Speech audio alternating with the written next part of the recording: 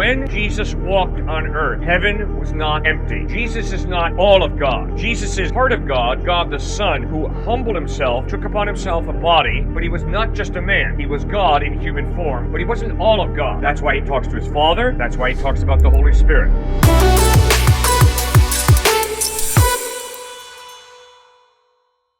Hi, and welcome to Confident Faith, where we share and defend the truth of Christianity. In this video, we're going to be looking at the question, if Jesus was God, then why did he pray? To start things off, we've got a clip here from Cliffe K providing sort of a quick fire response to this question. We're going to let that play out, and then afterwards, I'm going to share a few more thoughts, diving a little bit deeper into the answer for this question. Let's check it out. Before Jesus was crucified, he prayed to his Father. So was he like praying to himself? God is spirit, which means you cannot confine God to a torso, 2 arms, and 2 legs, and a head. God is not a material object. God is a spiritual being. That is why God can be in New York City and San Marcos, Texas at the same time. He's not limited to the physical. Jesus Christ claimed that this God who is spirit chose to humble himself and become a human being. God the Son, Jesus, limited himself. And that's the key right there. He chose to limit himself and confine himself to a body, which means when they nailed his hands, it really hurt. He wasn't just a spirit floating around. It means he really got hungry, and that's why he ate. He was the eternal God who is spirit. When Jesus walked on earth, heaven was not empty. Jesus is not all of God. Jesus is part of God, God the Son, who humbled himself, took upon himself a body, but he was not just a man. He was God in human form, but he wasn't all of God. That's why he talks to his Father. That's why he talks about the Holy Spirit.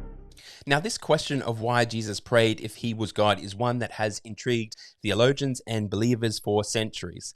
To understand this, it's essential to delve into the dual nature of Jesus Christ, the purpose of his prayers, and the relationship between God the Father and God the Son as depicted in the Bible. I think through these elements, we can gain a clearer perspective on the significance of and reason for Jesus' prayers during his earthly ministry. So firstly, the dual nature of Christ. One of the foundational doctrines of Christianity is the belief in the dual nature of Jesus Christ, also known as the hypostatic union. Now, this doctrine asserts that Jesus is both fully God and fully man. The Apostle Paul, in his letter to the Philippians, describes Jesus' incarnation as a moment when he emptied himself by taking the form of a servant, being born in the likeness of men. That's Philippians chapter 2, verse 7.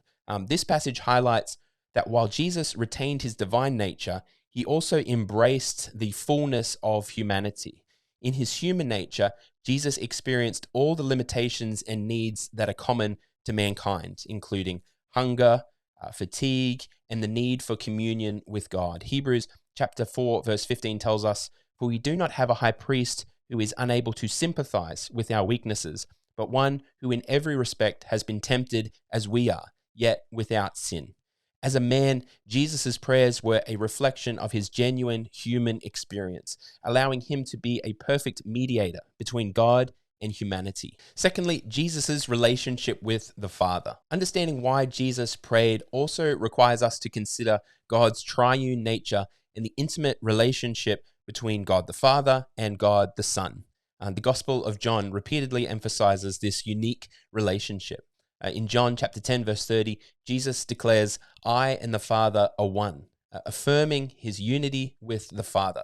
Yet in his earthly ministry, Jesus often prayed to the Father, demonstrating both his dependence on God as a man and his ongoing communion with God the Father as God the Son. One of the most profound examples of this relationship is found in John chapter 17, and it's known as the high priestly prayer. Here, Jesus prays for his disciples and all future believers, saying, "Father, the hour has come. Glorify your Son, that the Son may glorify you." That's John chapter 17, verse 1. This prayer reveals the mutual glorification between the Father and the Son and highlights Jesus' submission to the Father's will, a theme that is recurrent in his prayers. Thirdly, the purpose of Jesus' prayers. Jesus' prayers served multiple purposes throughout his ministry. First, they were a model for his disciples and for believers today. When the disciples asked Jesus to teach them how to pray, he provided them with what is now known as the Lord's Prayer, Matthew chapter 6, verses 9 to 13. This prayer is not only a template for our prayers, but also reflects Jesus' own prayer life, marked by a deep reliance on the Father, a desire for God's will to be done, and a focus on spiritual and physical needs. Secondly, Jesus' prayers were an expression of his human emotions and struggles. In the Garden of Gethsemane, Jesus' prayer is one of the most poignant in the Gospels. Knowing the suffering that awaited him, he prayed, "My Father, if it be possible, let this cup pass from me. Nevertheless, not as I will, but as you will." That's Matthew 26:39. This prayer reveals the depth of Jesus' anguish, as well as his ultimate submission to the Father's plan. It shows that even in his humanity, Jesus sought to align his will with the Father's, providing an example of perfect obedience and trust. Moreover, Jesus' prayers were acts of intercession. As the mediator between God and humanity, Jesus prayed on behalf of others. In Luke 22:31-32, Jesus tells Peter, "Simon, Simon, behold, Satan demanded to have you, that he might sift you like wheat, but I have prayed for you, that your faith may not fail." This intercessory prayer highlights Jesus' role as the one who stands in the gap for his followers, ensuring their spiritual protection and perseverance. Fourthly, Jesus as our high priest. The epistle to the Hebrews offers another perspective on why Jesus prayed by presenting him as our great high priest. Hebrews chapter 5, verses 7-9 states, "In the days of his flesh, Jesus offered up prayers and supplications with loud cries and tears to him who was able to save him from death, and he was heard because of his reverence. Although he was a son, he learned obedience through what he suffered, and being made perfect, he became the source of eternal salvation to all who obey him." This passage underscores the significance of Jesus' prayers as part of his priestly ministry. As the high priest, Jesus' prayers were not just for himself, but for the salvation of humanity. His prayers were a crucial aspect of his redemptive work, demonstrating his empathy with human suffering and his role in securing eternal salvation for those who believe. And finally, the mystery of the Trinity. To fully grasp why Jesus prayed if he was God, we must consider the mystery of the Trinity. The Christian doctrine of the Trinity teaches that God exists as three persons, Father, Son, and Holy Spirit, who are co-equal and co-eternal, yet distinct in their persons. The prayers of Jesus, therefore, reflect the inner workings of the Trinity. While Jesus is fully God, his prayers to the Father reveal the distinct personhood within the Godhead and the perfect unity and harmony that exists among the three persons.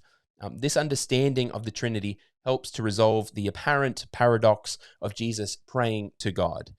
Jesus, in his divine nature, is one with the Father, but in his human nature, he communicates with the Father, modeling for us the relationship we too are invited to have with God. The question of why Jesus prayed if he was God leads us to a deeper understanding of the mystery of Christ's dual nature, his relationship with the Father, and the purpose of his prayers.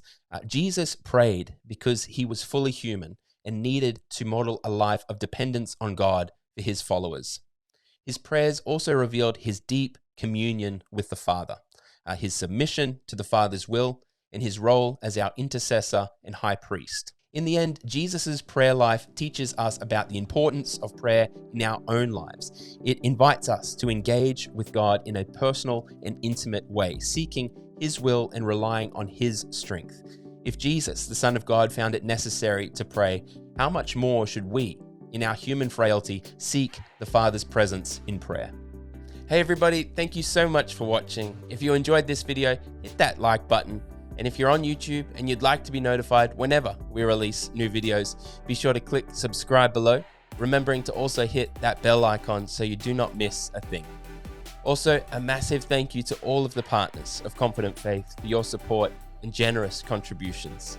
If you're interested in supporting the work Confident Faith is doing, head to confidentfaith.com.au/partner. From there, you can learn all about how you can sow into this ministry to help us train and equip the church, and also to share and defend the truth of Christianity with the world.